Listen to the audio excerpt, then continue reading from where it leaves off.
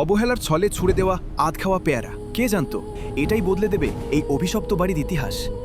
পচা ফলের বুক চিরে ধ্বংসস্তূপের মাঝে মাথা তুলল কচি এক সবুজ প্রাণ।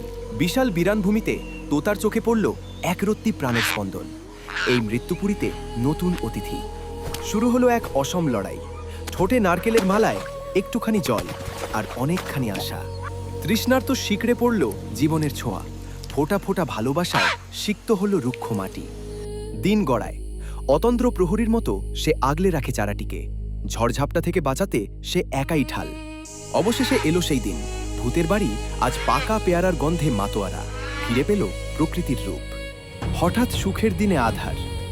বুনো হনুমানের দল মুহূর্তে তছনছ করে দিল তার সাধের বাগান। চোখের সামনে শুধুই ধ্বংসলীলা।